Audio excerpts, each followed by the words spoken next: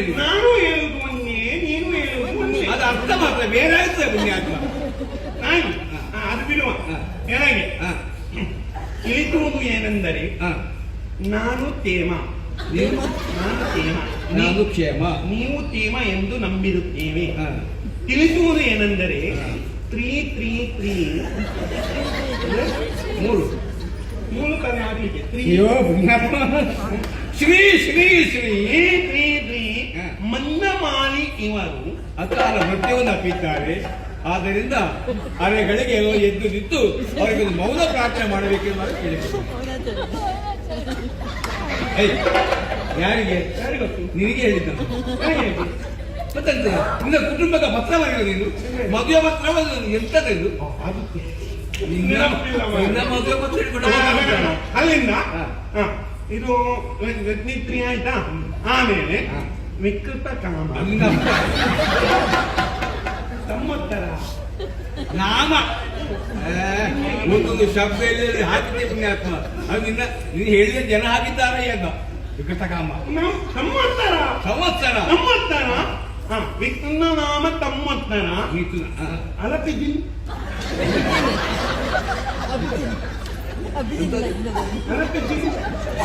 ಲಗ್ನ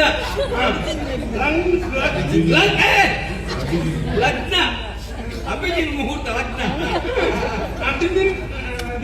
ಅದೇನ್ ಮುಹೂರ್ತ ಬೇಡ.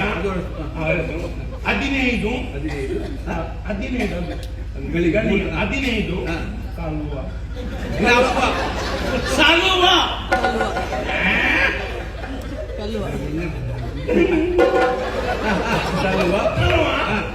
ಮಾತಬೇಕಾ ಮಂತ್ರಿ?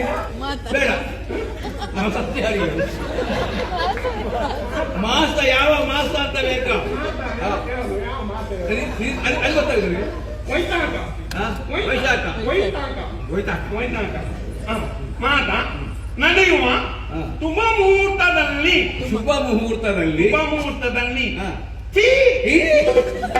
ನಿನ್ನ ಅಮೃತ ಸಿಂಚನವೇ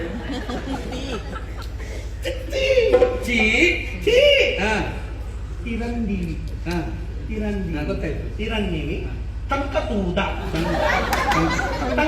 ಶಂಕಚೂಡ ಎಂಬ ವರನನ್ನು ಹಾಕಿ ಮಾತಾಡಿ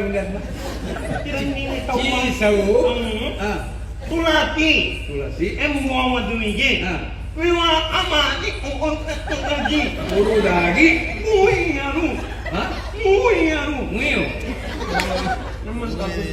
ಗುರು ಹಿರಿಯರು ಇನ್ನು ನಿಶ್ಚಯಿಸಿರುತ್ತೇವೆ. ಆ ಪ್ರಯುಕ್ತ ನೀವೆಲ್ಲ ಮದುವೆ ಎಲ್ಲ ಬೇಕಾಗುತ್ತೆ ಪುಣ್ಯಾತ್ಮ. ಬಂಧು ಬಳಗದವರ ಊರಿ ವಧುವರನನ್ನು ಆಶೀರ್ವದಿಸಬೇಕಾಗಿ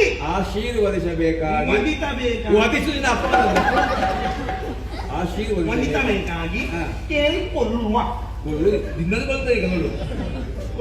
ಕೇಳಿಕೊಳ್ಳುವ ಆಶೀರ್ವಾದವೇ ಕುತೂಹಲ. ಅದೇನು ನಾವು ತೀರ್ಮಾನ ಮಾಡ್ತೇವೆ ಅಲ್ಲ, ಇದು ಮದುವೆಗೆ ಆಗ್ಲಿಕ್ಕಿಲ್ಲ, ಇದು ದಿನ ಪಂಚಕ್ಕೆ ಮಾಡಬಹುದು. ನಾನು ಎಲ್ಲವನ್ನು ಸಿದ್ಧ ಮಾಡಿ ಅವರನ್ನು ಸಕಾಲಕ್ಕೆ